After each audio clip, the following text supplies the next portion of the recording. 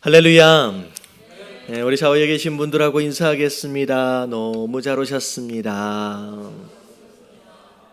네, 감사합니다. 자, 오늘 말씀은 이사야서 22장 1절서부터 우리 함께 보도록 하겠습니다. 이사야서 22장 1절서부터 자, 1절과 2절 말씀 같이 한번 읽어보도록 합니다. 다 같이 시작. 가난 경고라, 내가 지붕에 올라감은 어찌하니고 소란하며 떠들던 성, 즐거워하던 고리여, 너의 죽임을 당한 자들은 칼에 죽을 것도 아니요 전쟁에 사망한 것도 아니라. 자, 우리가 이제 1절을 보니까 환상의 골짜기라고 나와 있는데, 이 환상의 골짜기는 어디를 이야기하고 있느냐? 예루살렘을 이야기합니다. 그래서 예루살렘을 기점으로 유다 백성들에게 하나님께서 이제 경고의 말씀을 하시는 내용이죠. 21장까지 어떻게 보면 이사야서는 처음 시작할 때 예루살렘과 유다를 향한 하나님의 심판, 그 심판에 대한 경고서부터 시작됐어요. 그리고 나서 유다 땅 그 주변에 존재하고 있는 이방 민족들에 대해서 쭉 돌아가면서 이제 경고하시다가 다시 22장에 와서 다시 환상의 골짜기라고 얘기하면서 유대 땅에 대한 경고가 잠깐 나오게 됩니다.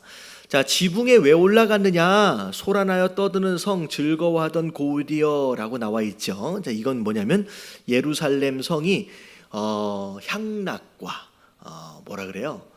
이제 술 취함, 세상 즐거움에 빠져 있는 그런 모습들을 지금 이야기하는 거죠. 지붕에 올라간 이유는 놀라고 올라간 거예요. 연회하려고 올라간 거죠.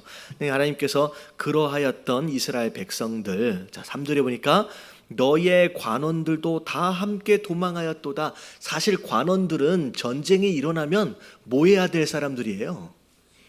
성을 지키기 위해서 앞장서야 할 자들이거든요. 그게 그들의 직무인데, 자, 뭐 해버렸어요?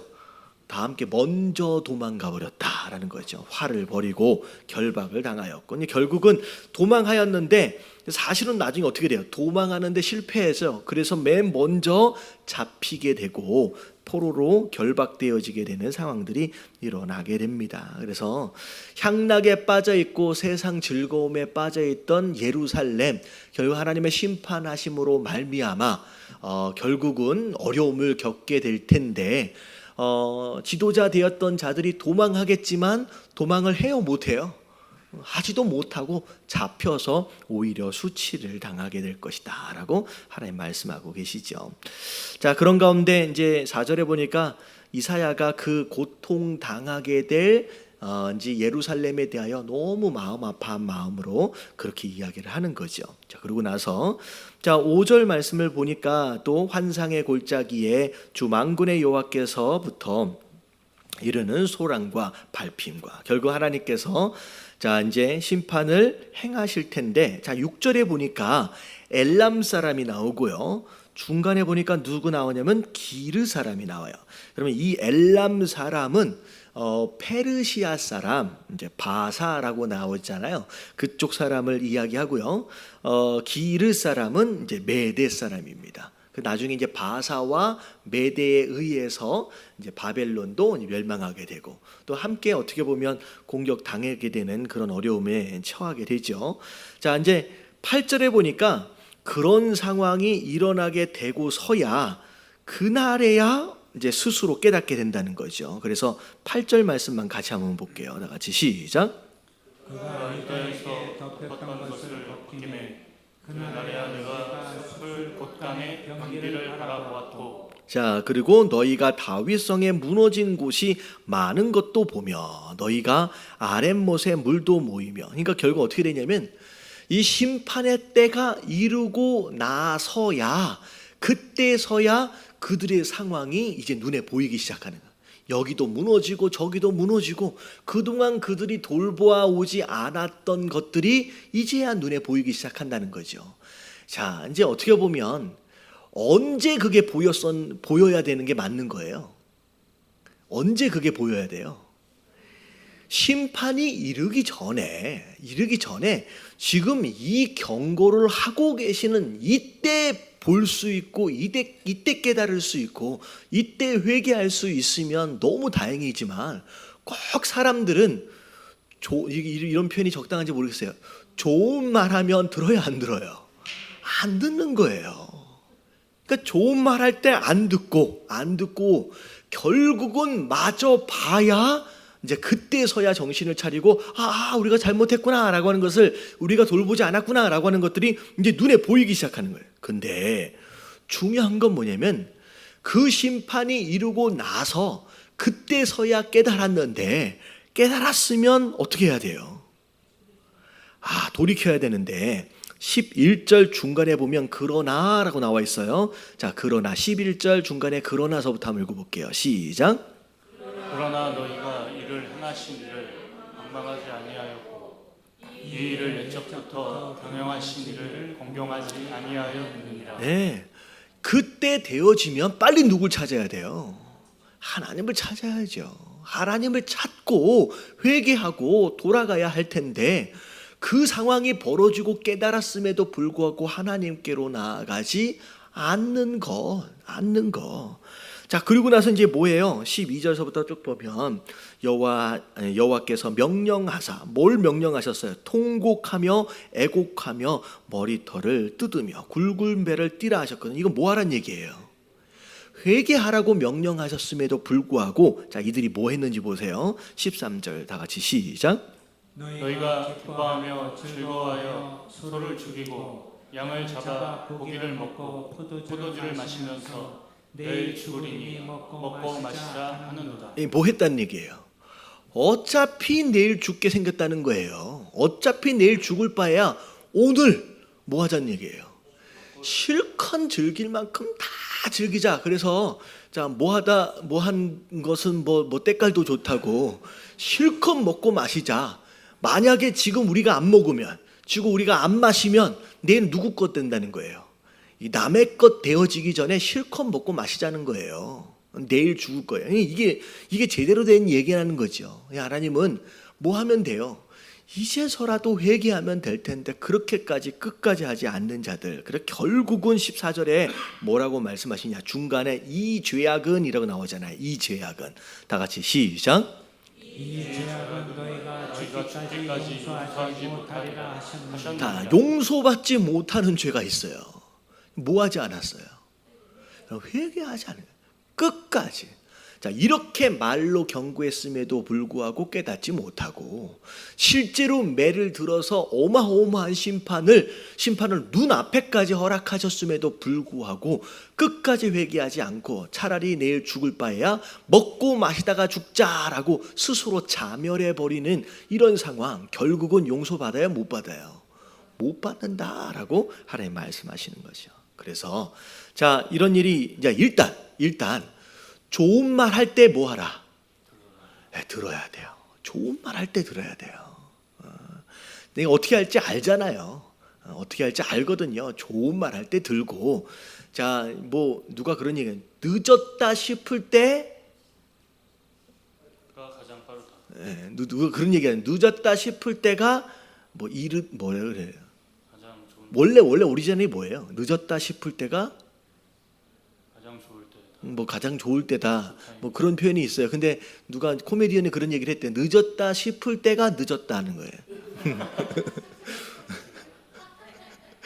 여러분 죽기 전에는 우리에게 아직 뭐가 있어요? 기회가 있어요. 기회가 있어요. 우리가 목숨이 살아 있는 한, 붙어 있는 한 우리가 어떻게 보면 회개하는 것을 포기하지 마시길 주님의 이름으로 축원합니다. 사실 근데 이것도 회개도 자기 마음대로 안 되는 것 같아요. 실제로 병원에서 돌아가시기 직전에 그런 것 같아요. 옆에 이제 가족들이 자식들이 막 둘러서서 아버지 어머니 꼭 하나님 믿으셔야 돼요. 그렇게까지 그 상황이 벌어지면 곧 이제 넘어가잖아요. 곧 가는 시점인데 웬만하면 자식들 소원 들어주는 셈 치고 그래 내가 하나님 믿을게 라고 할 법도 싶은데 끝까지 고집부리고 끝까지 안 믿고 가는 사람이 있더라고요. 그러니까 그게 참 신기한 거예요. 그러니까 어떻게 보면 회개도 내가 그때 되어지면 내가 그때 회개해야지. 그래서 누가 그런 얘기를 하더라고요.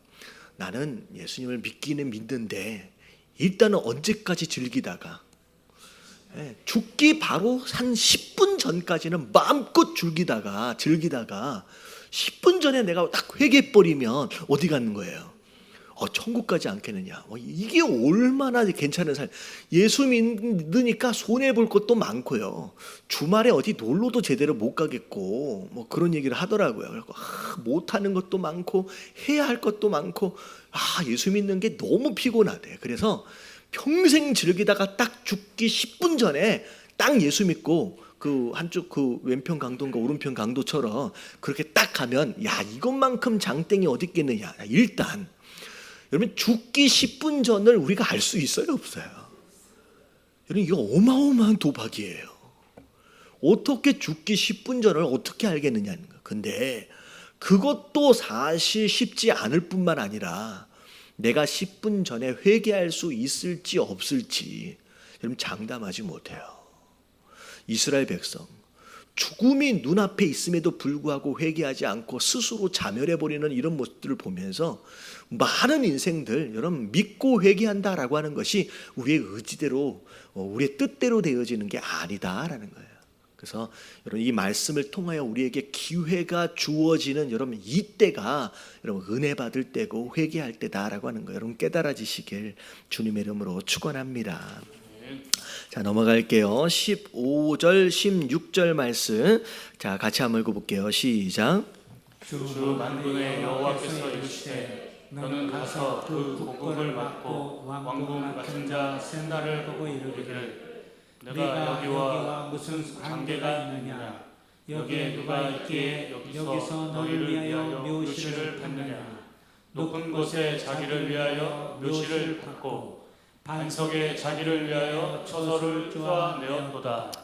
자, 이제 이 셈나라고 하는 사람은 이제 히스기야가 왕으로 있었을 때 뭘 담당하고 있던 사람이에요?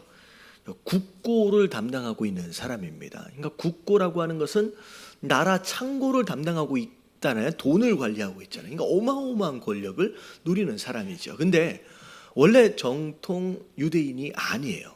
유대인이 아니고 이 사람은 원래 어느 나라 사람이냐면 애굽 출신입니다. 애굽에 있는 사람인데 지금 유다에서 지금 국고를 담당하고 있었다는 거죠. 이제 하나님께서 이제 그가 애굽 사람이든 누구든 인종 자체가 사실 중요한 건 아니에요. 왜냐하면 뭐 이스라엘 안에서도 심지어 누구하고 누구예요? 그 룻도 그랬고요. 거기 지난번에 우리 수요일날 함께 나눴던 누구 있어요? 그 여리고성 여인 라합도 그랬고, 그러니까 이방 여인도 예수님의 족보에 들어갈 수 있다라고 하는 것은 하나님께서 뭐 이방인이 아니니라고 하는 것을 가지고 뭐 차별하시는 분은 아닙니다. 근데 예급 출신임에도 불구하고 어떻게 보면 유대에서 굉장히 큰 권력을 행사하는 위치에 있었는데 잘했어요, 못했어요? 못했어요. 그러니까 잘하고 못하는 것을 이게 아니라 어떻게 보면 자기가 가지고 있는 권력을 가지고 잘못 사용하는 거죠. 자기의 배를 채우고 부도덕하고 합리적이지 못하게 그렇게 이제 관리했다라고 하는 것이죠. 그래서 하나님께서 어떻게 하셨다는 거예요? 이제 사실은 그 셈나에 대해서 하나님께서 자리에서 물러나게 될 것이다라고 경고하는 내용입니다. 그래서 17절, 18절 같이 한번 읽어볼게요. 시작. 나 여호와가 너희를 단단히 결박하고 장사같이 세게 던지되 반드시 너를 모질게 감싸서 공같이 방막한 곳에 던질 것이라. 주인의 집에 수치를 끼치는 너여, 내가 그곳에서 죽겠고 내 영광의 수레도 거기에 있으리라. 자, 그래서 주인의 집 유다에게 오히려 그가 이 존재하는 것으로 말미암아 수치가 되어져 버렸다라는 것이죠. 그래서 결국은 하나님께서 이제 어떻게 하시겠다는 거예요. 20절에 보니까 다른 사람 이야기가 나옵니다. 내 종 엘리야김을 불러다가 자 그에게 그 직무를 맡길 것이다라고 말씀하시는 거예요. 그래서 이제 결국은 그가 이제 셈나가 했던 모든 일들을 다 담당해서 하나님께서 원하시는 그런 이제 유다 땅 그런 유다의 그런 국고를 잘 이렇게 관리해 갈 것이다라고 말씀하시는데 자 이제 25절에 보니까 그 엘리야김도 완전하지는 않았어요. 여기 밑에 보니까 만군의 여호와께서 이르시되 그날에는 뭐라고 나와 있어요. 단단한 곳에 박혔던 못이 뭐한다? 사가지네. 그러니까 사람은 아무리 애를 써도 완전할 수는 없다는 거죠. 그래서 엘리야김도 나름대로 노력했지만 완전하지는 못할 것이다. 근데 결국은 완전하게 행하실 수 있는 분은 누구뿐이세요? 하나님 뿐이시고 예수 그리스도 뿐이다라는 거죠. 엘리야김은 어떻게 보면 영적으로 볼 때에 예수님을 이제 영적으로 상징적으로 의미하는 사람입니다. 자, 이 15절서부터 25절까지의 이야기는 결국 뭐에 대한 내용이냐? 하나님께서 주신 직분이 있다는 거죠. 직분이 있다는 거예요. 어찌 보면 내게 주신 직분, 왜 내게 그런 직분을 주셨느냐? 그리고 그 직분에 합당한 책임과 그 직분을 통하여서 우리가 할 수 있는 어떤 영향력들이 있다라는 것이죠. 그래서 우리가 직분을 받았다라고 하는 것은 마치 뭐 군대 가면 계급장을 다는 것처럼의 어떤 명예를 위한 그런 것이 아니다라는 것이죠. 내가 받은 직분, 그 직분에 합당한 책임, 그리고 그것에 합당한 그런 충성되어짐이 우리 안에 있어야 된다라고 하는 그런 내용입니다. 만약에 그렇게 하지 못하면 어떻게 해버리신다는 거예요. 마치 요한계시록에 보면 촛대를 옮겨버리시는 것처럼 그렇게 다른 사람에게 맡겨버리겠다라고 이야기를 합니다. 그래서 맡은 자에게 구할 것은 뭐라 그랬어요? 충성이다 그랬죠. 직분을 내가 맡았다라고 한다면 내가 그 일에 대하여 과연 충성을 다하고 있느냐. 자, 충성은 두 가지를 이야기한다 그랬어요. 충성 기억하세요? 첫 번째는 뭐가 있어야 돼요? 충성의 두 가지. 뭐가 충성이에요? 그냥 열심히 무엇인가를 하는 것이 충성이냐? 그렇지 않다 그랬어요. 열심은 두 번째예요. 첫 번째가 뭐예요? 첫 번째가 명령하신 그분의 뜻이 있어요. 그러니까 아무렇게나 열심을 내고요, 아무렇게나 헌신한다고 그걸 충성이라고 얘기하지 않아요. 어떻게 보면 뒤에 있어지게 될 열심과 어떻게 보면 노력은 이제 어떻게 보면 속도에 비유할 수 있어요. 그러면 앞에 명령하신 분의 뜻은 뭐에 비유할 수 있어요? 방향이죠. 그러니까 그분이 명령하신 것이 뭐냐, 그분이 원하시는 뜻이 뭐냐라고 하는 것을 먼저 분별을 하고 그 분별한 것을 근거로 거기에서 열심을 내야죠. 뭐라고 명령하신 것도 모르고 내게 원하신 뜻이 뭔지도 모르고 그냥 내가 내 취향을 따라 그냥 내가 막연하게 달려가는 그런 모습은 오히려 뭐 되어질 수 있느냐?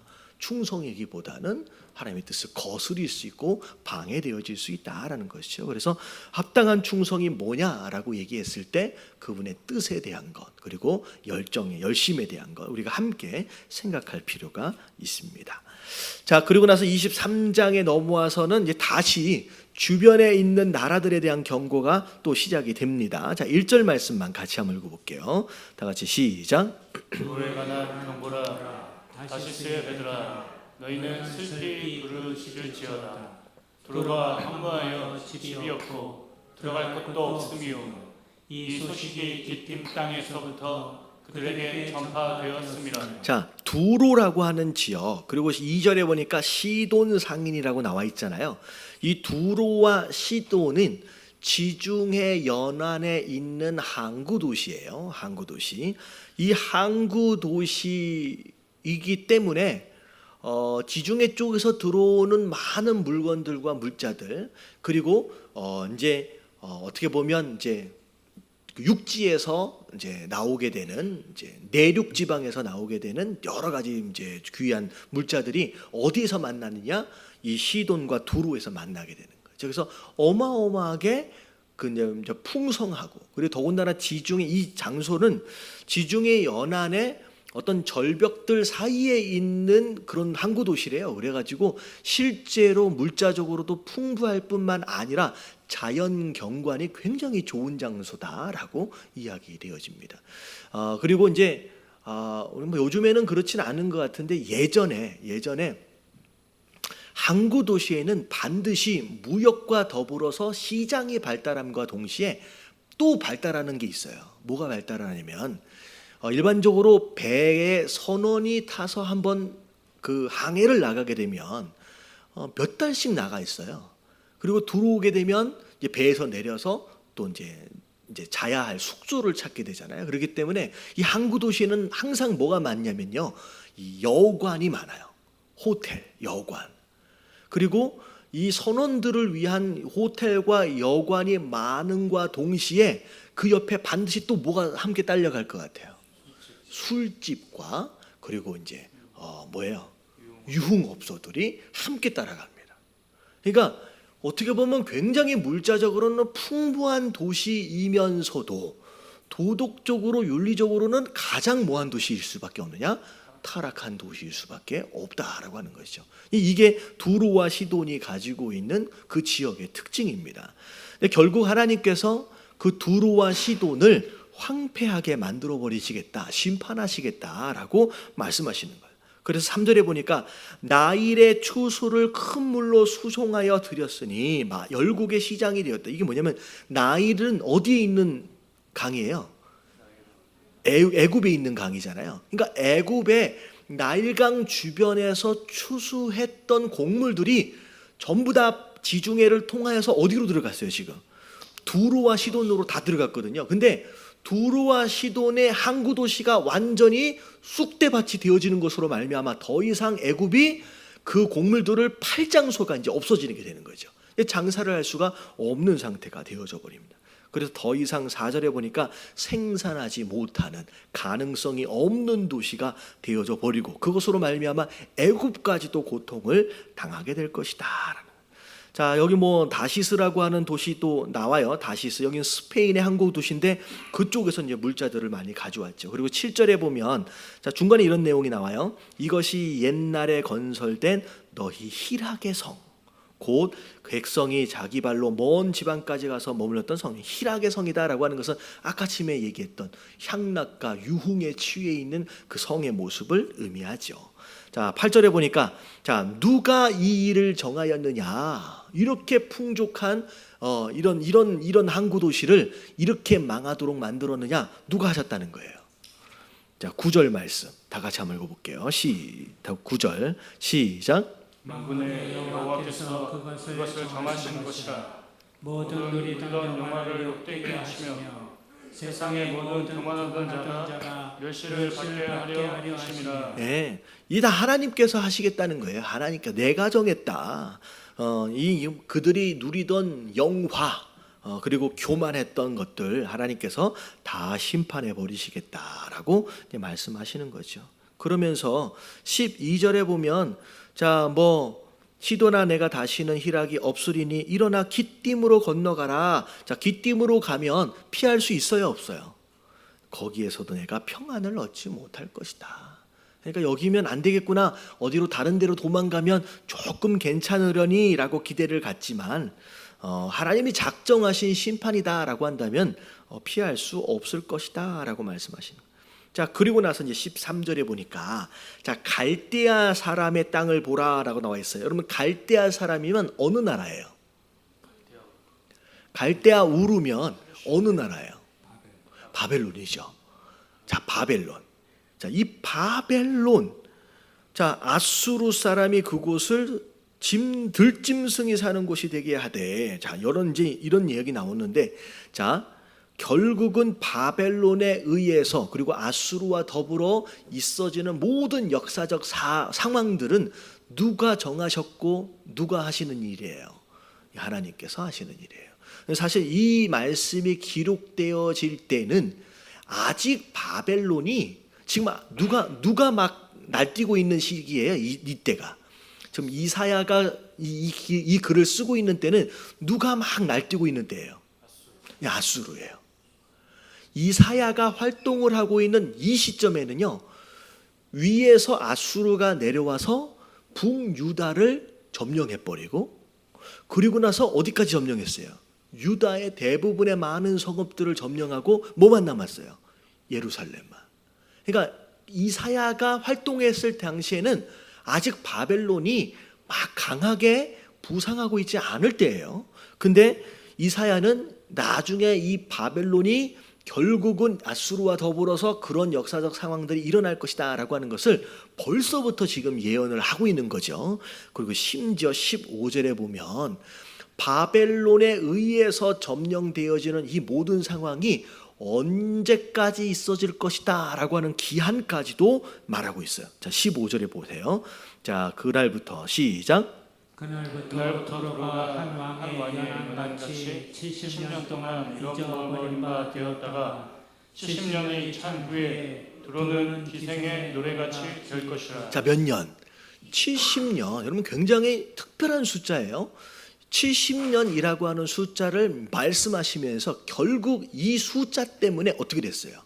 딱 이 기한이 딱 지났을 때 이스라엘 유다 백성들이 포로에서 풀려나게 됩니다. 그러니까 유다 백성들이 포로로 끌려갔다가 그들이 다시 본국으로 돌아오기 위해서 특별하게 노력한 거, 그리고 노력한 것으로 인하여 열매 맺은 게 없어요. 그냥 뭐 해서 돌아오게 된 거예요. 먼저 말씀하셨던 이 70년의 기한이 그냥 지났고, 그 기한이 딱 차는 순간 그냥 누가? 고레스가 그냥 니네 고향으로 돌아가라. 그리고 보내준 거죠. 결국은 누가 정하신 거다? 하나님이 정하신 거예요. 이게 이제 18절에 나온 내용이 그거예요. 누가 정하셨느냐? 누가 할 것이냐? 언제까지 할 것이냐? 이 모든 것들에 대하여 하나님께서 계획하시고 정하신 것이었다라고 말씀하시는 거죠. 자, 그러면 이제 결국 그것 때문에 자, 이제 어떻게 보면 두로와 시돈도 자, 이제 다시 회복하게 될 날이 올게 될 것이라는 거죠. 70년이 지나면. 그래서 17절에 보면 자, 70년이 찬 후에 여호와께서 두로를 돌보시리니 그가 다시 값을 받고 지면에 있는 열방과 뭐를 행할 것이다? 음란을 행할 것이다. 이게 되게 이상한 표현이에요. 분명히 돌봐주신대요. 결국은 두로와 시돈이 과거의 영광을 회복한다, 회복하지 못한다. 회복하기는 하지만 그들은 뭐에 아직까지 머물러 있는 거예요? 세상에 머물러 있는 거예요. 그러니까 어떻게 보면 하나님이 회복하시는 거예요. 하나님이 회복하시는 거예요. 근데 그 회복하심, 누가 회복하심에 대하여 깨닫지 못하니까 회복했음에도 불구하고 하나님께로 돌아가지 못하고 그냥 과거처럼 그냥 세상 속에서 음란을 행할 수밖에 없는 상태로 그냥 있게 되는 거죠. 근데 신기한 건 뭐냐면 그 두로와 시돈에서 벌어들인 그 모든 물질들이 어디로 들어간대요? 18절에 다 같이 한번 읽어볼게요. 시작. 그 부욕한 것과 이익을 거룩히 여호와께 돌리고 간직하거나 쌓아두지 아니하니 그 부욕한 것이 여호와 앞에 사는 자가 배불리 먹을 양식 잘 입을 옷감이 되리라. 네, 회복해서 다시 장사하고 다시 풍요를 누릴 테지만 하나님께로는 돌아가지 않아요. 근데 그들이 열심히 수고해서 벌은 그 모든 풍성함이 누구에게로 가요? 여호와 하나님께로 흘러간대요. 그리고 그 뭘 누가 쓴대요? 네, 하나님 앞에 있는 자들, 성도 되어지고 하는 백성 되어진 자들이 그 풍성함을 오히려 누리게 될 것이다 하는 거죠. 결국은 버는 자가 따로 있고 쓰는 자가 따로 있는 거예요. 다시 말하면 여러분 무엇인가를 쓰기 위해서 애쓰는 것도 중요하지만 여러분 마지막 때가 되면 내가 번 걸로 쓰기보다는 누가 번 걸로 써요? 여러분 남이 번 걸로 쓰게 되는 일이 일어날 거라는 거예요. 단지 뭐 했을 뿐인데, 내가 누구 앞에 있었을 뿐인데, 내가 하나님 앞에 있었을 뿐인데, 내가 본 것이 아닌데 남이 본 것으로 말미암아 내가 누리며 살 것이다 라는 거죠. 그럼 우리는 뭐 하면 돼요? 그냥 누구 앞에 서 있느냐라고 하는 게 가장 중요하다라는 거죠. 그래서 여러분, 법만큼 쓰는 게 아니라 내가 어디에 서 있느냐에 따라서 누리는 정도가 달라진다라고 하는 거. 이러면 남이 본 거 쓰길 원하신다라고 하는, 이게 좀 애매한 표현이지만, 누구 앞에 서 있으라? 하나님 앞에 서 있으라. 여러분, 이런 생각을 하면 참 이상하지만 참 세상은 돈이 많은 것 같아요. 왜 이런 얘기를 하느냐? 여러분, 우리가 열심히 애써서 벌어본들 얼마씩이나 벌으세요? 뭐 많이 벌어봤자 뭐 몇백만 원, 뭐 진짜 여기서 많이 벌면 한 몇천만 원 뭐 한 달에 벌까요? 진짜 많이 벌면. 별론 이제. 근데 돈 많은 사람 이야기를 들어보니까 요즘 뭐 인터넷 이렇게 올라오잖아요. 그 힙합 가수 도끼 아저씨, 청년이에요. 지금 몇 살 정도 됐어요? 20 한 중반 정도밖에 안 된 것 같은데. 몰라요? 하여튼 이런 얘기를 하면 목사만 다 아는 것 같아요. 독이라고 그 힙합 가수가 있어요. 근데 작년 한 해 동안 얼마를 벌었느냐라고 했을 때, 한 해 동안 벌어들인 수입 자체가 억 단위가 아니라 10억 단위더라고요. 이제 20대 중반밖에 안 되는데, 걔는요 지금 자기 집 주차장에 소위 5억이 넘는 슈퍼카 있잖아요. 슈퍼카 5억이 넘는 슈퍼카를 지금 7대인가 8대인가를 세워놓고 돌아가면서 탄대요. 그리고 친한 사람이 있으면 좀 빌려달라고 그러면 빌려주기까지 한대요. 우리는 옆에 딱 있으면 주여 옆에 이렇게 보면 흠집 날까 봐서 겁나서 옆에 가면 안 되거든요. 여러분, 흠집 한번 내면요, 여러분 한 달 월급이요 그냥 순간에 날아가요. 근데 얘는요 그 차 위에 앉아 있어요. 찌그러져도 상관이 안 해. 왜? 바꾸면 되니까. 몇 억짜리. 여러분, 돈 많은 사람이 많이 있어요. 우리가 벌어서 쓰는 게 아니에요. 하나님 말씀하시는데, 마지막 때에 복음이 전파되어지기 위해서 하나님께서 어마어마하게 많은 사람들을 사용하시지만 또 그 일을 위해서 뭐도 필요해요. 돈도 필요해요. 오히려 어릴 때가 되면 어떻게 보면 우리가 막 벌어가지고 챙기는 게 아니라 누가 하시는 거예요. 세상 사람들이 열심히 벌어놓은 거 하나님이 그냥 우리에게 맡겨주신대요. 할렐루야. 여러분, 이게 제가 그냥 만들어낸 얘기가 아니에요. 두로 얘네들은 하나님 잘 안 믿어요. 실컷 자기 향락에 빠져서 열심히 돈 번 거 하나님 앞에 서 있는 자들이 다 누리게 될 것이다 라고 말씀하시는 거. 여러분, 이런 세상을 누리시는 저와 여러분들 되시길 주님의 이름으로 축원합니다. 할렐루야. 제가 참 너무 감사한 게 뭐냐면, 이제 사실 우리 성도님들이 어떻게 보면 젊으신 분들이 되게 많거든요. 근데 우리 지난주하고 지지난주하고 우리 성경원금 모았어요. 성경원금 모아가지고 이제 보내드리겠다라고 해가지고 이제 그저께인가 이제 보내드렸는데 얼마가 모아졌냐면 거의 300만 원 가까이 모아졌더라고요. 별로 놀라시지도 않아요. 그러니까 이제 그런 얘기를 해요. 그 선교사님이, 와, 교회도 사실 쉽지 않아요. 뭐 교회가 뭐 돈이 많아가지고 널널한 교회는 아니거든요. 이전하고 나서 사실 굉장히 타이트하게 그렇게 이제 운영해 가고 있는 상황 가운데서 선교한다라고 하니까 십시일반이니까 막 모아가지고 그렇게 하는 모습으로 우리 선교사님이 너무 감사하고 막 감동을 막 받으시더라고요. 저는 그런 생각을 했어요. 선교사님이 감동을 받으시는데 사실 누가 제일 감동받으실까 생각해 보니까 우리 하나님 아버지가 제일 기뻐하고 계시는 줄로 믿습니다. 우리가 넉넉해서 섬기는 게 아니거든요.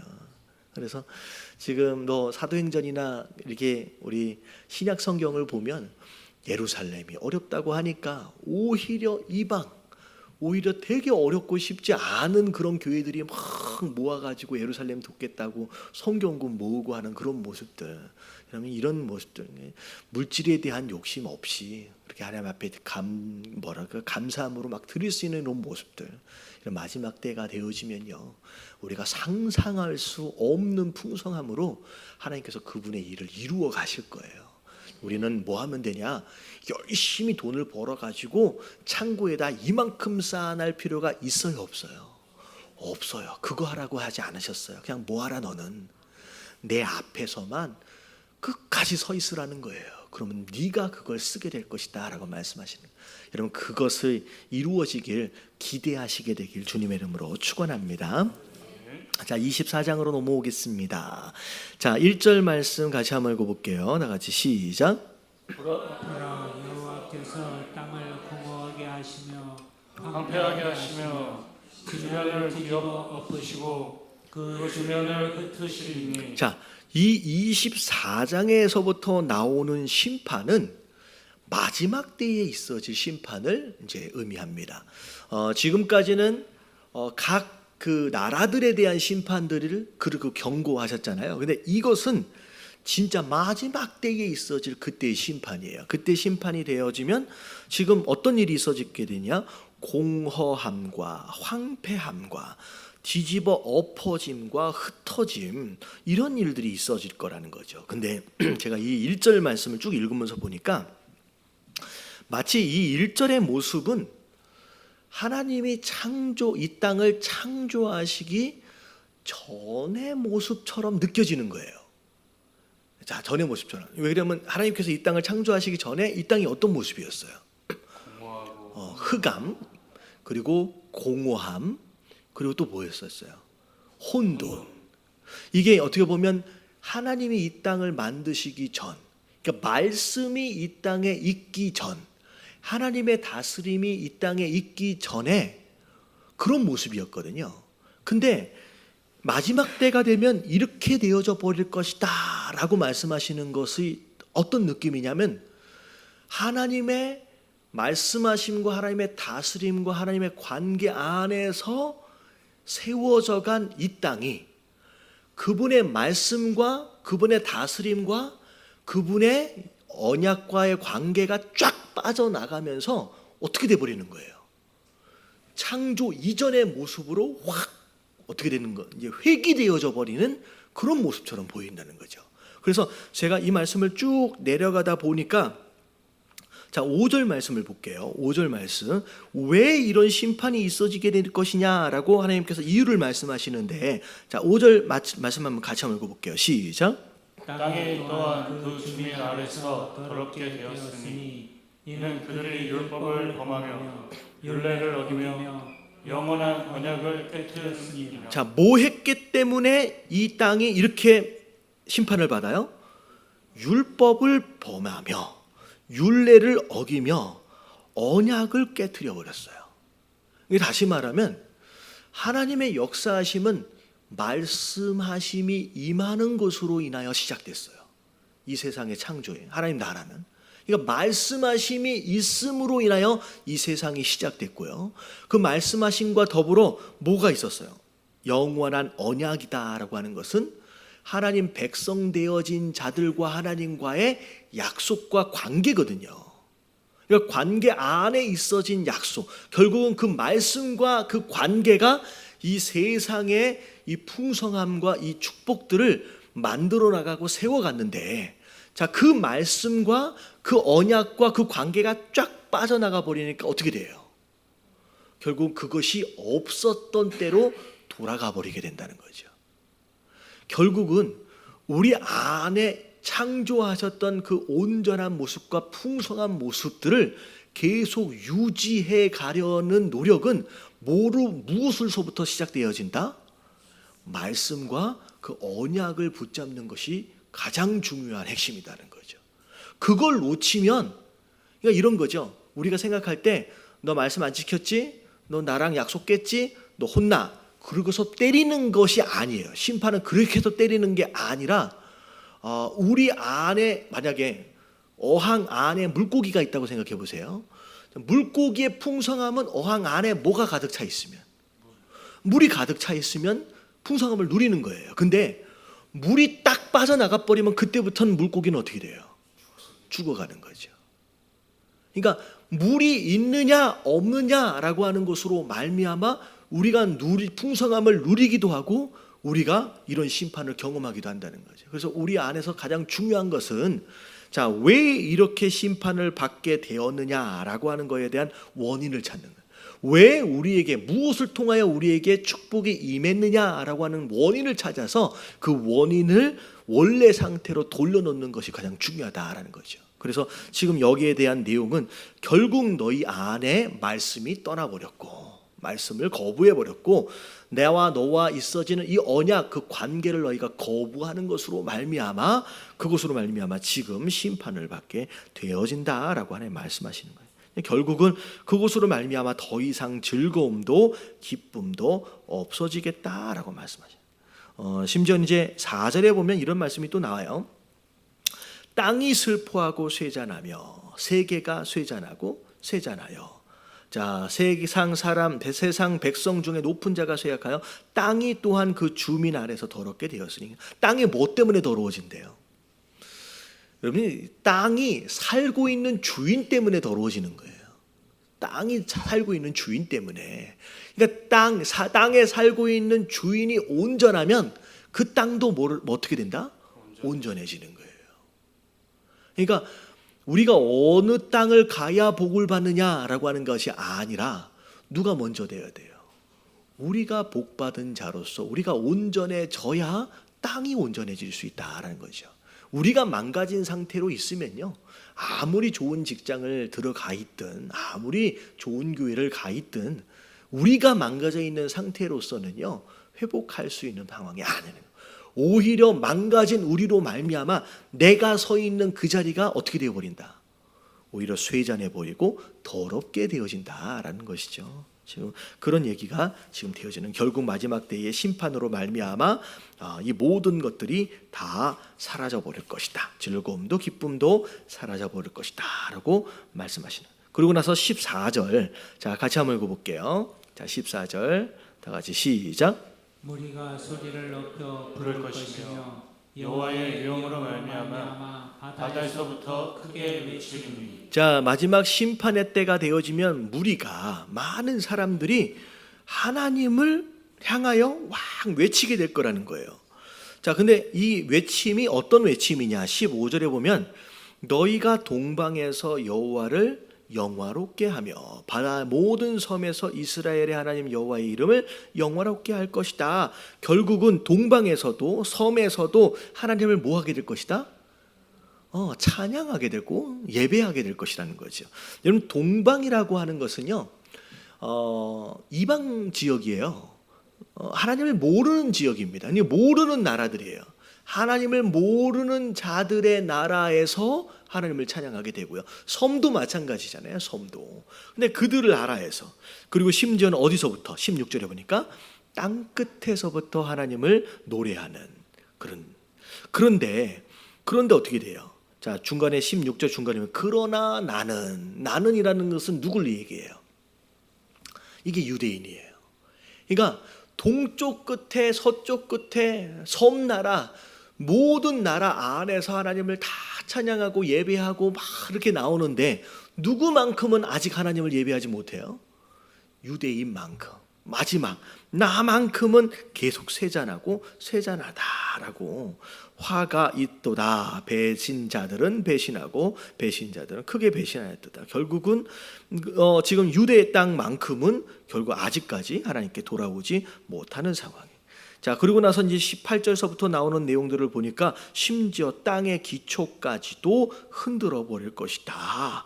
그리고 땅이 깨지고 깨지며 땅이 갈라지고 갈라지며 땅이 흔들리고 흔들어지며 그러니까 어떻게 보면 그들이 기초라고 믿었던, 절대 흔들리지 않을 것이다 라고 믿었던 것들이 송두리째 흔들어지는 일들이 벌어질 것이라는 거죠. 하늘도 무너지고요. 자, 그래서 자 이제 18절의 중간에 보면 이는 위에 있는 문이 열리고 라고 나와 있잖아요. 이 위에 있는 문, 위에 있는 문이 열린다라고 하는 이 표현은 어디서 한 번 더 이야기 되어지느냐면 노아의 홍수 때 어떤 일이 벌어져요? 하늘에 있는 문이 열려요. 그리고 나서 어마어마한 물이 쏟아져 내리거든요. 그 바닥에서는 샘들이 다 터져서, 그러니까 하늘이 무너지고 땅이 솟아나는 이런 상황들. 그래서 우리 한국 속담에 보면 하늘이 무너져도 솟아날 구멍이 있다고. 근데 하나님이 하늘을 무너뜨려 버리시면 솟아날 구멍이 있어요, 없어요? 없다는 얘기예요. 아무도 피할 수가 없을 것이다라고는. 자, 그리고 21절에 보니까 높은 군대를 벌하시고 땅의 왕들을 벌하시고, 그리고 그들이 죄수가 깊은 옥에 모임같이 모이게 되고 옥에 갇혔다가 여러 후의 형벌을 받을 것이다. 결국은 하나님께서 예비하셨던 그 지옥, 그리고 지옥과 더불어 형벌이 있게 될 텐데, 자 나중에 보세요. 23절 같이 한번 읽어볼게요. 시작. 그때 달이 수치를 당하고 해가 부끄러워하리니 이는 만군의 여호와께서 시온산과 예루살렘에서 왕이 되시고 그 장로들 앞에서 영광을 나타내실 것입니다. 자기가 잘났다고 교만하고 막 그렇게 나섰던 모든 왕들이 하나님의 심판 가운데 전부 다 형벌을 당하게 됩니다. 그리고 나서 마지막에 예루살렘에서 왕이 되신다라고 하는 건 누구를 의미할까요? 예수 그리스도, 진짜 왕이 등장하게 될 것이다라고 하나님 말씀하고 계십니다. 그래서 이게 이제 최후의 심판인데 이 최후의 심판의 날은 극과 극으로 나누어지게 돼요. 극과 극으로. 어떻게 보면 믿지 않고 끝까지 회개하지 않은 자들에게 있어서는 이 심판은 뭐가 돼요? 재앙이 돼요. 근데 믿었던 자들, 하나님께, 그 하나님 앞에 끝까지 서 있던 자들은 오히려 이 심판이 그들에게 있어서는 어떤 날이 돼요? 축복, 영광의 날이 되어질 것이다 라는 거죠. 근데 같은 심판이지만 느껴지는 것은 전혀 다르게 느껴진다라고 하는 것이에요. 그런 가운데 자 이제 25장으로 넘어와서 자 나오는 이 내용이 뭐냐면, 결국은 그 심판의 때에 하나님 백성 되어진 자들이 하나님을 향하여 찬양하는 내용이에요. 와, 역시 그 심판을 통하여 역시 하나님은 이런 분이셨구나라고 찬양하게 된다는 거죠. 자, 1절서부터 보면 1절만 같이 한번 읽어볼게요. 시작. 여호와여, 주는 나의 하나님이시라. 내가 주를 높이고 주의 이름을 찬송하오니 주는 기사를 옛적에 정하신 뜻대로 성실함과 진실함으로 행하셨습니다. 네, 첫 번째 하나님은 어떤 분이냐? 옛적에 정하신 뜻대로 성실함과 진실함으로 행하셨다. 여러분, 하나님은요 계획하시는 분이에요. 그리고 계획하신 그것을 우리와 더불어 약속하시는 분이시고요, 그 약속하셨던 것들을 뭐 하시는 분이다? 성취해 가시는 분이라는 거죠. 어쩌다가 대충 그렇게 이 역사들이 이끌어져 가는 것이 아니라 철저한 계획하심과 정하신 가운데 약속하시고 이루어 가시는 분이에요. 그래서 하나님은 신실하시고, 여기서 나오잖아요, 진실하다라고 하는 표현은 영어로 보면 faithful이에요. 신실하다, 약속을 지키시는 분이고, 그러니까 약속을 지키시는 분이고, 그 약속을 지키시기 위해서 뭐 하시는 분이다? 성실하시는 분이다. 그 하나님의 성실하심, 그 하나님의 열심, 결국 그것이 지금 이 모든 일들을 이루어 가신다라고 하는 것을 결국은 하나님 백성 된 자들은 깨닫게 된다는 거죠. 자, 그리고 나서 자 이제 2절에 보니까 주께서 성읍을 돌무더기로 만드시고 견고한 성읍을 황폐하게 하죠. 외인의 궁성을 성읍이 되지 못하게 하셨어요. 자, 이런 모든 것들은 인간들이 아무리 이것저것 해보려고 노력을 해본들 하나님이 허락하시지 않으시면 어떻게 된다는 거예요? 안 된다는 거예요. 아무리 세우려고 해도 안 세워진다는 거예요. 그러니까 결국은 하나님, 이 세상의 주인은 누구다? 하나님이 주인하는 거예요. 하나님이. 인간이 뜻을 정하고 인간이 뜻대로 마음대로 되어지는 게 아니라 하나님이 정하시는 것이고 하나님이 행하신다는 거죠. 심판이 있어지고 난 뒤에 백성 되어진 자들이 깨닫는 게 뭐냐면, 야, 이 세상의 주인이 누구다? 하나님이시구나 라고 하는 것을 깨닫게 되는 것이죠. 자, 그래서 전능하신 하나님, 주인 대신 주권자 되어지신 하나님을 지금 결국은 깨닫게 된다는 거죠. 자, 그리고 이제 4절서부터 보면, 주는 포악한 자의 기세가 성벽을 치는 폭풍과 같을 때에 빈궁한 자의 요새시며 환난당한 가난한 자의 요새시며 라고 나와요. 피난처시며 그늘 되신다라고 얘기했어요. 그러니까 주권자 되시지만, 전능하시지만 연약한 자들을 뭐 하시는 하나님이에요? 지키시고 보호해 주시는 사랑의 하나님이라는 거죠. 사랑의 하나님, 은혜로우신 하나님이에요. 그러니까 막 폭군처럼 내 마음대로 내가 다 해버릴 거야 라고 하시는 분이 아니라 어마어마한 능력을, 권능을 가지고 계심에도 불구하고 그 권능과 그 능력을 누굴 위해 사용하세요? 연약한 자들을, 겸손한 자들을 보호하시고 지켜주시는데 사용하신다는 거죠. 그래서 심판을 통하여, 아, 하나님은 사랑이시구나, 아, 하나님은 은혜로우신 분이구나 라고 하는 것을 깨닫게 되는 거죠. 자, 그리고 나서 자, 5월에 6절에 보니까 5월에 저장했던 포도주로 연회를 베푼다라고 하면서 가진 것은 함께 잔치를 베푸는 거예요. 이건 뭐냐면, 여러분, 하나님께서는 이 심판을 통하여 그들의 백성들에게 약속하셨던 그 풍성한 축복들을 하나님께서 함께 누리자는 거죠. 그래서 요한계시록에 보면 문을 막 두드리고 계시잖아요. 열어주면 뭐 하신대요? 내가 너희 안에 들어가서 뭐 하자? 더불어 먹고 마시는 일. 이게 연회거든요. 함께 먹고 마시. 그래서 탕자가 돌아온 다음에 돌아왔을 때 네 가지를 이렇게 하면서 네 가지래. 네 가지를 회복하세요. 네 가지가 뭐예요? 첫 번째는 옷을 입혀주면서 신분을 회복하시고, 가락지를 끼워주면서 뭘 회복하세요? 아들로서의 권위를 회복하시고, 신발을 신겨주면서 사명을 회복하시고, 마지막에 뭘 잡아요? 살찐 송아지를 잡아요. 이게 연회거든요. 그러니까 하나님이 신발만 시켜주고서, 야, 너 내 아들이니까 내가 시키는 거는 똑바로 해야지 하면서 일 시켜먹는 그런 아버지가 아니라 뭐 하고 싶으신 거예요? 그 아들과 더불어 먹고 마시고 즐거운 시간을 나누고 싶으신 거예요. 근데 결국은 심판을 통하여, 아, 하나님은 이런 분이시구나, 함께 누리고 함께 즐거워하시는 것을 원하시는 분이시구나 라고 하는 것을 깨닫는 거예요. 자, 그리고 나서 7절 8절에 나오는 내용, 8절에 보면 자기 백성의 수치를 온 천하에 제하시리라. 이 얘기는 뭐냐면, 사실은 이때 당시도 마찬가지고요, 오늘날 교회도 마찬가지고요, 이 땅을 살아가면서 수치를 당해요, 안 당해요? 당해요. 잘해도 욕먹고요, 못해서 또 욕먹고요. 어떻게 보면 어려움을 당해요. 근데 하나님께서는 그 모든 수치를 제하여 버리신다는 거예요. 어느 때가 되면? 마지막 심판의 때가 돼요. 그러니까 결국은 심판은 믿고 있는 자들에게 있어서는 사실 기다려지는 순간이에요. 그때가 되어지면 더 이상 억울한 일을 당하지 않거든요. 하나님께서 회복하시는 거라는 거죠. 그래서 자, 이런 그리고 마지막에 보면, 여기까지. 근데 중요한 건 뭐냐면 9절에 이런 하나님을 결국 누가 누리게 되느냐? 이게 9절이 핵심 구절이에요. 9절 다 같이 한번 읽어볼게요. 다 같이 시작. 그날에 말하기를 이는 우리의 하나님이시라.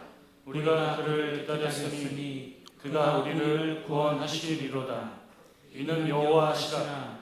우리가 그를 기다렸으니 우리는 그의 구원을 기뻐하며 즐거워하리라 할 것이며. 자, 이 구원은 뭐한 자들에게만 허락되어지는 구원이다? 끝까지 기다린 자들에게 있어지는 구원이라는 거예요. 이거 어떻게 보면 지금 이런 이제 이사야서도 그렇고, 아까 치면은 뭐 하라 그랬어요? 돈 막 많이 벌라고 애쓰라 그랬어요? 뭐 하라 그랬어요? 그냥 여호와 하나님 앞에 서 있으래요. 그것만 하래요. 그리고 이 구원도 뭐 하기만 하래요? 그냥 나를 기다리기만 하래요. 그러니까 어떻게 보면 하나님께서는 우리가 뭘 대단하게 무엇인가를 막 해서 막 열매 맺기를 막 기대하시는 것이길 보다는 그냥 뭐 하라는 얘기예요. 마치 나무에 가지가 붙어 있는 것처럼 그냥 너는 나하고 뭐 하라는 거예요. 같이만 있어 줘봐라. 같이만 있어 줘봐라. 여러분 혹시 그 설교 기억나세요?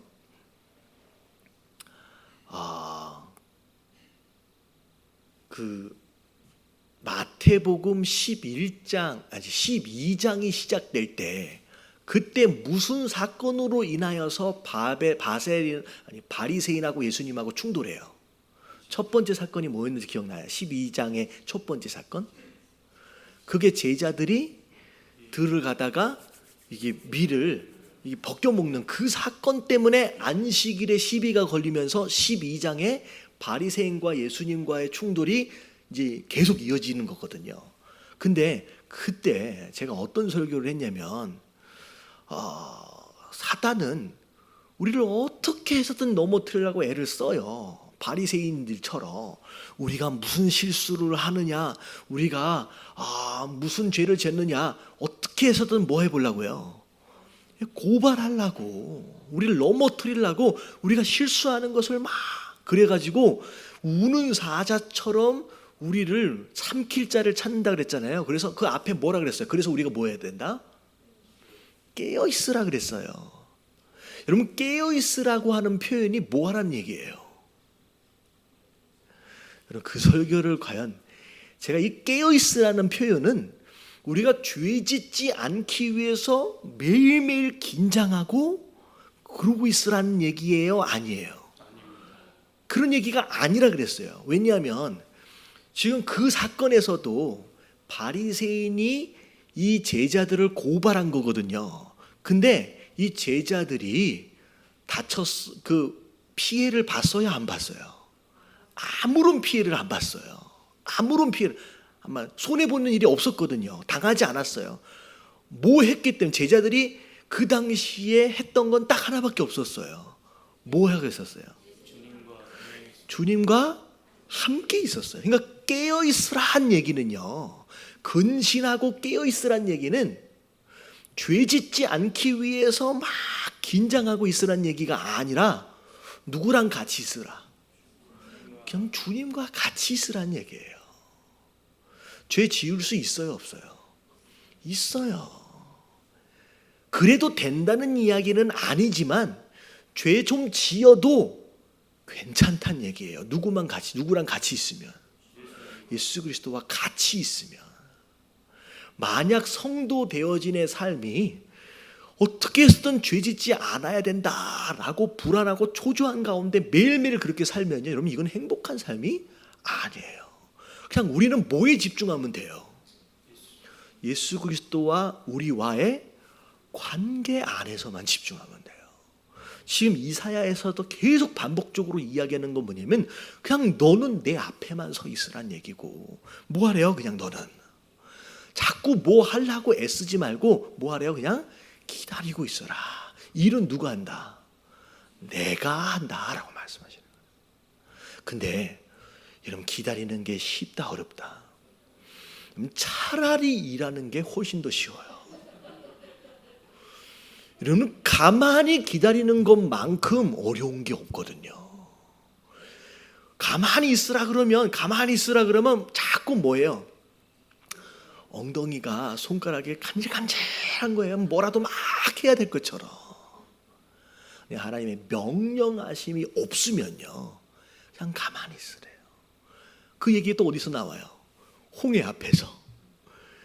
그러니까 홍해 앞에서 한다는 얘기가 뭐냐면, 왜 여기 네가 믿어지지 않고 잘 못하겠으면 그냥 일단 뭘 다물어야 돼요? 입을 다물고 그냥 가만히 있어라. 오늘 너희에게 행하실 하나님의 역사하심을 그냥 너는 뭐 하기만 하라? 그냥 지켜보기만 하라는 거예요. 여러분 믿음이 없고 여러분 명령하심이 없으면 움직이면 돼요, 안 돼요? 움직이면 안 돼요. 여러분 그때 움직이면요, 그게 죄가 돼요. 그래서 죄는 뭐 없이 행하는 게 죄다. 여러분 믿음 없이 행하는 모든 것이 다 죄라고 말씀하셨어요. 여러분 죄는 도둑질이 죄가 아니에요. 살인하는 게 죄가 아니라 뭐 없이 하는 게 다 죄다. 믿음 없이 하는 게 모든 것이 다 죄예요. 그러니까 믿음이 없고 믿어지지 않고 하나님의 구체적인 명령하심이 없으면요 움직이지 마세요. 그럼 뭐 하면 돼요? 기다리면 돼요. 근데 자 명령하심이 있어요. 그럼 뭐 하면 돼요? 여러분 고민하지 마세요. 그때는 고민하면 안 되는. 명령하심이 있으면 그때는 뭐 해야 된다? 순종해야 돼요. 이해가 되든 상관하지 않고 이게 하나님의 음성이다라고 하면 즉시 움직일 줄 아는 거. 여러분 그게 성도 되어짐의 모습이에요. 그러니까 제가 지난번에 성경 공부를 할 때 제자 훈련을 할 때 아주 기발한 제가 답변을 들은 게 있어요. 뭐가 제자가 되어지는 거냐? 뭐가 제자가 되어지는 거냐? 그랬더니만 방 누구누구 집사님이 그 얘기를 하시는 거예요. 갑자기 고스톱을 잘해야 된대. 그래가지고 제가 한편으로는 되게 귀를 의심했어요. 장난하신 줄 알았어 맨 처음에는. 아니 제자가 되어야 된다는데 웬 고스톱을 해야 되느냐. 근데 그게 그 얘기더라고. Go, stop. 가라고 할 때 즉시 움직일 줄 알고 멈추라고 할 때 즉시 멈춰설 줄 아는 거. 그러면 이게 우리가 할 일이다라고 하는 거예요. 여러분 깨달아지시길 주님의 이름으로 축원합니다.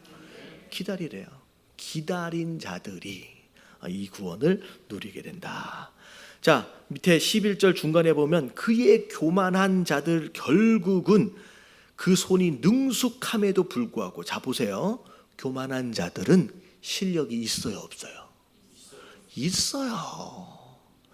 그 요만한 실력 때문에 뭐한 마음에 들어간 거냐? 교만한 마음에 들어간 거예요. 내가 할 수 있다라고 자꾸 믿는 거예요. 그래서 이것저것 해보는 거예요. 결국은 어떻게 돼요? 능숙함에도 불구하고 누가 눌러버리신다. 하나님이 눌러버려. 너 가만히 좀 있어. 오히려 그 교만한 자는 하나님께서 눌러버리신다라고 하는 것이죠. 그래서 뭐가 겸손한 것이냐라고 하는 거 우리가 깨달아야 할 필요가 있다라는 겁니다. 여러분 깨달아지시길 주님의 이름으로 축원합니다. 자 마지막 금요일 말씀입니다. 우리 26장 1절 말씀 같이 한번 읽어볼게요. 다 같이 시작. 그날의 유다 땅에서 이 노래를 부르리라.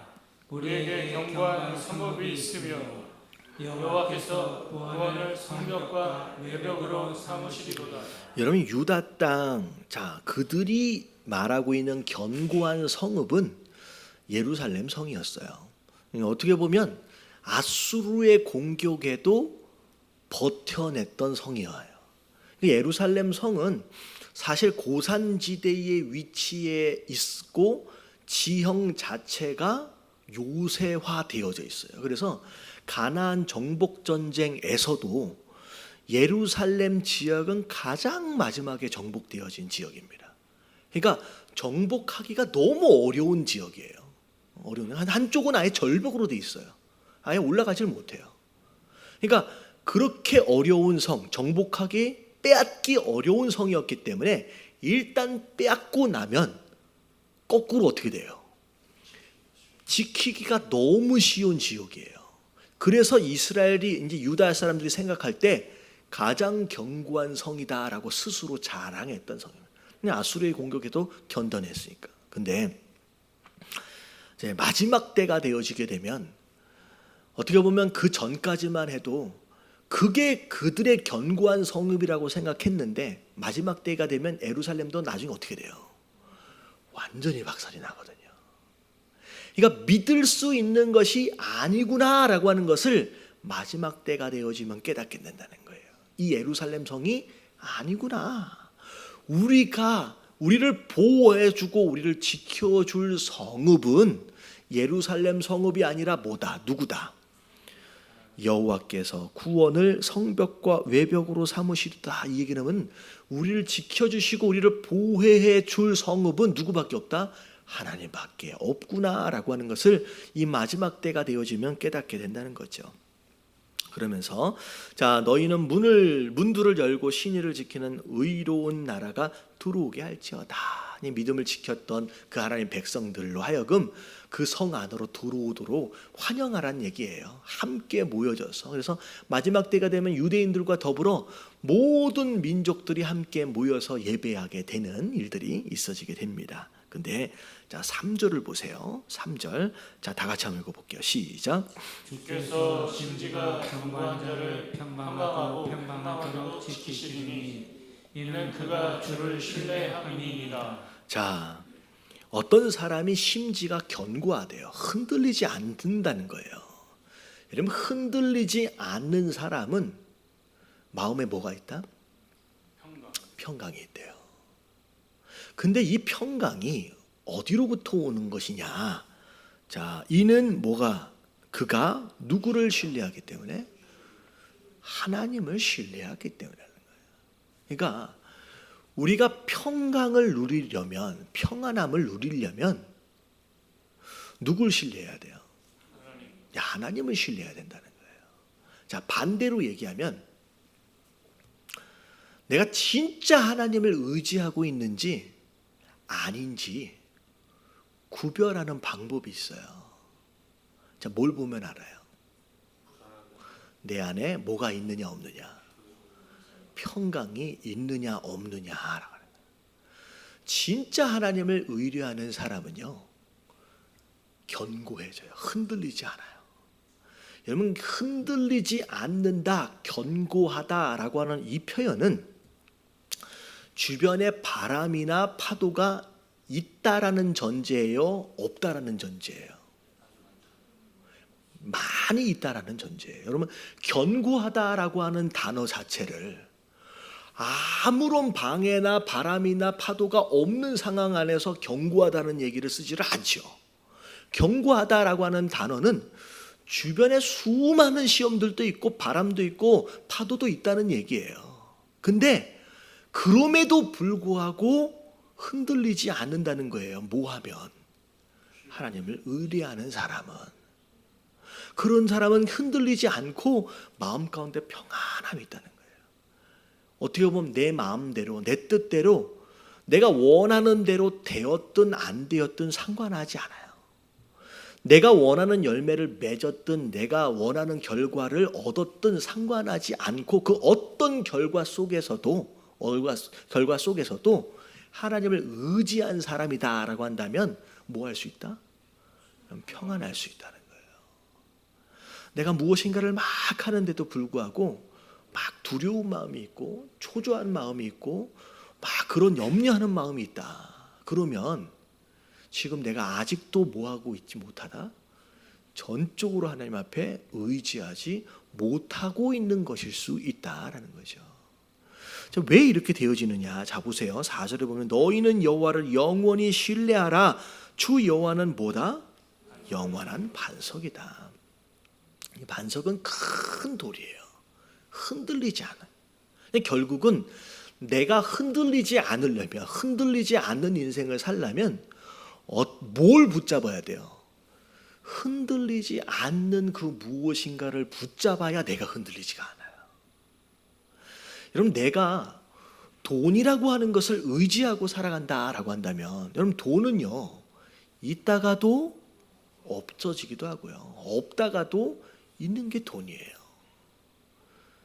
돈은요, 수시로 상황에 따라 계속 바뀌는 거예요. 여러분, 계속 상황마다 바뀌는 그 돈을 내가 붙들고 의지하고 있다라고 한다면 절대 나는 견고해질 수가 없는 거예요. 견고해질 수가 없는 거예요. 자, 보세요. 어떤 경험을 내가 만약에 의지하고 있다. 내가 살아온 경험을 의지하고 있다. 보세요. 10살 때 경험을 근거로 하여 생겨진 가치관, 30세 때 경험을 근거로 하여 세워진 가치관, 50대 경험을 근거로 하여 세워진 가치관 똑같아요? 달라요? 달라요. 계속 변하는 거예요. 여러분, 지금 50이라면 60대 내가 10년 뒤에 내가 가지고 있는 가치관이 바뀔 것 같아요? 아니면 그대로 있을 것 같아요? 계속 바뀌어요. 바뀌는 거예요. 다시 말하면 계속 변하고 있다라고 하는 것은 진리가 아니라는 거예요. 근데 마치 그걸 진리인 것처럼 붙잡고 있으면 내가 가지고 있는 경험이나 내가 가지고 있는 가치관이 마치 진리인 것처럼 붙들고 있으면 결국은 내 인생은 시간이 지날수록 어떻게 될 수밖에 없다. 흔들어요. 여러분 사람과의 관계를 굉장히 의지하는 사람이 있어요. 여러분 보세요. 여러분 관계는 오늘의 친구가 내일 뭐가 될 수도 있어요. 원수 될 수 있어요. 여러분 사람과의 관계는요 장담할 수 없는 거예요. 아주 사소한 것에 원수가 돼버려요. 그렇게 10년 동안 20년 동안 좋차고 함께 있었었는데 심지어 부부 사이도 마찬가지잖아요. 네. 님이라고 하는 글씨에 참 이게 제가 이게 이제 40이 좀 넘은 이 목사가 이런 예를 드는 것도 되게 신기하죠. 님이라고 하는 글자에 점 하나만 찍히면 뭐가 돼요? 남이 되잖아요. 여러분 그게 관계예요. 그렇게 부부 사이에 그렇게 죽지 못해서 함께 살아왔던 30년 40년 살아왔던 그 관계도 한순간에 남이 되어져 버릴 수 있다는 거죠. 여러분 절대 그런 건 매달려 있지 마세요. 여러분 이 세상에 변하지 않는 것은 딱 한 분밖에 없어요. 누구? 하나님뿐이에요. 여러분 말씀도 하나님이기 때문에 말씀 그 자체가 하나님이기 때문에 그래서 변하지 않는 거예요. 그래서 여러분 평생 자꾸 이렇게 저렇게 흔들리는 그런 것들을 붙들고 수도 없이 흔들리면서 분주하게 살아가지 마시고 절대 변하지 않는 그 말씀을 붙잡고 절대 변하지 않는 그 하나님을 붙잡고 살아가는 저와 여러분들 되시길 주님의 이름으로 축원합니다. 그러면 교회에 있으니까 여러분 목사를 믿으면 돼야 안 돼요? 저를 절대 믿지 마세요. 지금 보면 목사한테 상처받고 시험 드는 사람 많거든요. 여러분 그것 자체가 여러분 목사는 다 똑같아요. 다 부족해요. 다 연약한 인간이에요. 절대 저를 믿지 마세요. 왜냐하면 저도 저를 안 믿어요. 저도 저를 못 믿겠어요. 왜냐하면 아침 마음 다르고요. 밤의 마음 달라요. 네. 솔직히요. 죄송한 얘기지만 저한테 막 좋은 얘기 해주는 사람은 너무 이뻐 보이다가 누가 뭐랬다 그러면 막 마음이 힘들어요. 그러면 하루아침에 달라져요. 여러분 목사도 못 믿겠어요. 저도 저를 못 믿겠어요. 아무도 믿지 마세요. 우리가 믿을 사람은 그래서 저한테 시험 들었다고 하면 누굴 믿었단 얘기예요? 저를 믿었단 얘기예요. 저한테 시험 들지 마세요. 저 믿지 마시고 그냥 솔직히 고백하는 거예요. 제 입술을 통하여 전해지고 있는 여러분 말씀을 믿으시길 주님의 이름으로 축원합니다. 제가 전하고 있는 이 말씀이 하나님의 말씀이 아니라고 한다면 얘기하세요. 그 목사의 자격이 없는 거예요. 여러분 그걸 믿는 거예요. 저를 통하여 말씀하시는 저를 통하여 일하신 그 하나님을 믿으심으로 말미암아 여러분 저 때문에 시험 드시는 사람들이 없길 주님의 이름으로 축원합니다. 하물며 옆에 있는 사람은 두말할 것도 없어요. 옆에 있는 사람한테 시험 들지 마세요. 시험 들었다는 얘기는 옆에 있는 사람을 뭐 했다는 얘기예요? 믿었다는 얘기예요. 여러분들 아무도 믿지 마세요. 누가 그런 얘기를 하던데 뭐 뜨거운 물에 딱 들어갔는데 아빠가 아이고 시원하다라고 했더니 아들이 따라 들어가더니만 엄청 뜨거워가지고 아들이 뭐라 그랬대요? 이 세상에 믿을 놈 하나도 없다고. 아무도 믿지 마세요. 그래서 사람은 신뢰의 대상이 아니라 뭐 해야 될 대상이다. 사랑할 대상이야. 위에서 기도해 주시면 돼요. 위에서 뭐하다 그런 얘기 해놨죠? 이제 믿지 마세요. 딱 믿어야 할 분은 누구 하나뿐이다? 하나님 하나뿐이다. 그러면 그 어떤 바람이 불고 그 어떤 파도가 쳐도 견고할 수 있고요. 흔들리지 않고 평안할 수 있다라고 하는 거예요. 여러분 깨달아지시길 주님의 이름으로 축원합니다. 자, 자, 그렇게 되면 이제 마지막 7절 말씀만 같이 한번 읽어볼게요. 시작. 의인의 길은 정직하며 정직하신 주께서 의인의 첩경을 평탄하게 하시도다. 누가 의인이에요? 자, 여기서 말하고 있는 정직함. 자, 어떻게 보면 이게 결국 하나님만 의지한 사람이에요. 하나님만 의지한 사람. 그냥 결국 그들의 첩경, 길을 하나님께서 평탄하게 해 가실 것이다라는 거죠. 근데 여기에서의 평탄은 만사 형통을 의미하는 것이 아니에요. 하나님의 철저한 인도하심을 약속하신 것입니다. 그래서 자, 오늘 말씀을 통하여서 자, 내가 자꾸 무엇을 의지하고 있느냐, 뭘 붙들고 있느냐라고 하는 것을 점검할 필요가 있습니다. 내가 믿고 붙들어야 할 것은 변하지 않는 하나님 말씀뿐이다라고 하는 거 우리가 함께 기억하시면서 이 찬양 같이 하시면서 우리 좀 하나님 앞에 나아가도록 하겠습니다.